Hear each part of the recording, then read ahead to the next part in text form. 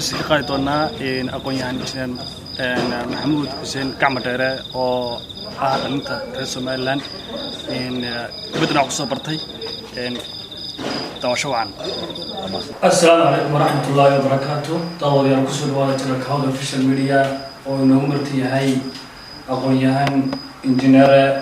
maxamuud xuseen gacmo dheere. maxamuud xuseen gacmo dheere waa aqoon-yahan dhalinyaro oo reer Somaliland dibadna ku soo bartay waxaan ka waraysan doonaa ama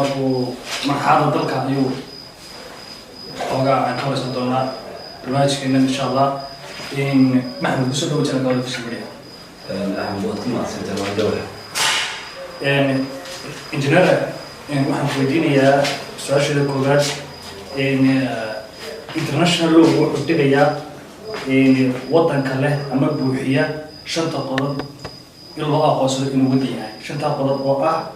حدود مدح بنان دولة الدورتين دستور مدح بناني أقاصد dalka Jamhuuriyadda Soomaaliland ma buuxiyay shanta qodob aad tilmaamay. Aad baad mahadsantahay waa su'aal fiican. Jawaabtiina jawaabteedina la bixiyay maxaa yeelay dalka hadii la doonayo oo magaranaysaa state waa in shanta qodob aad sheegtay buuxiyaa. Kow waa inuu defined territory leeyahay. oo xuduudiisu ay cayimeen هذا قدر كان مستعجل تصارع ودي كانوا في الصومال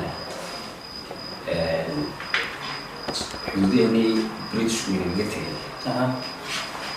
من الحرية العربية وين الضبينة بس هو قدر طلبات ده مسيدة تبغى هاي وين ديمقراطيك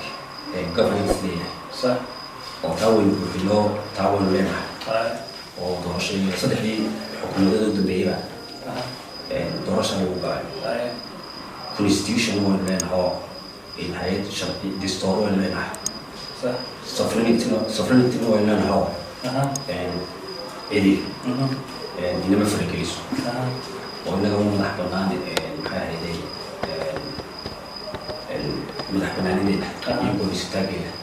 inaga madax bannaan farqlin lama sameeyo haddaba recognition baa ahay oo qodobka shanaad ah ay xiriir leeyihiin maxay ahayd defined territory taawon noo taasaa keentay inaan aqoonsi aynan maxamed keeni marka laba qodob baynaan buuxin inta kale way buuxin hal qodob baynaan buuxin defined territory inaynu xuduudaheennii aanay sugnayn sax su-aasha labaad oo gudbo injineer صدق هالدار وطنكو مسميه وقبل هالدار وخانو جدا برلمانكا محكمة يفرنتا مسؤول أحسن قوة سؤال في عام قبل صدق هيدوك وين كقولنا ما هو ما تقولين ما هو صدق هيدوك وين بينا إنه كسر إنه حكومتي إنه فريه شرعي تجيش marka xukuumaddu actually waxay dadku ay hadii jeer ay eriyadaan ay dhaliilaan maxkamadihii garsoorka xukuumadduna laba qodob bay hadii jeer iyaduna ay maxay fuligeeda qabatay taa waxa ay xaqii magaalada sharciga marka la baasgareeyo waxay yiraahdaan sharcigii xoolaha iyo magacaysay agriculture ayaanu samaynay laakiin halkay control ka jira waxa weeye waa golaha sharciyada waa technical hadda una dhacno waa farsamo waxa u baahan tahay in farsamadeedii la helo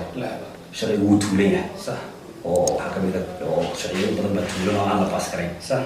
marka ma miisaana su-aasha saddexaad oo gudbo injineer horumarka sidee u aragnaa ama maxay muqaymin horumarka ku yahay horta shanta qodob markaan isla garanaa waxaa jira horumarka oo ku salaysan saddex qodob baa loo baahay horumarka dunida gaar political social economic saddexdubana waxay ku beesgaraysay oo ay hoos tagayaan shantan aynu soo sheegnay marka haddii horumar la doonay in la gaaro waa in maxay ahayday politically waxaan laba kala qaadanayo external and internal labada weynaynu siyaasadda internal iyo external la dhisno social ahaana in la buuxiyo maxay ahayday basic needs صح bulshada adeegga asaasiga ah oo dhan oo caafimaadka ka mid yahay waxbarashada ka mid tahay sanitation ka mid yahay waxaasoo dhan soo hoosgelaya صح marka inagu waxaan waynahay xitaa waqti kaliya ma miiska mayna saaranba haddaynu waqti kaliya miiska saarno dawr dee guulaystay ma noqonayna dhaqaale ahaan guulaystay oo hore socda ta saddexaad ma soo dhacaya waa economically maxay ahayday oo dhaqaalaha inuu dalkeena marka la eego laba income source bay leedahay laba dakhli kaliya midi waxa weeye neefka xoolaha midna waa $100 walba joogto soo diraan remittance-ka صح family loo soo diro صح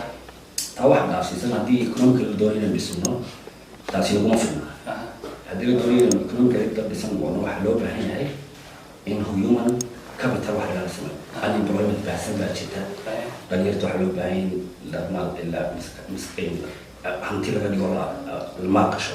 oo aqoon la baro shaqo abuur loo sameeyo taasina waxay ku xidhan tahay leadership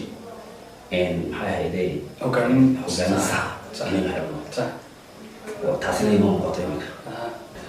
injineer aad baad mahadsantahay intaa waxaa ku dhan barnaamijkeenii aan kusoo qaadanay injineer maxamed xuseen gacmo dheere oo aqoon-yahan dhalinyarta somaliland ka mid ah dibaddana wax kusoo bartay tan iyo kulanti dambe waxaad leenahay saas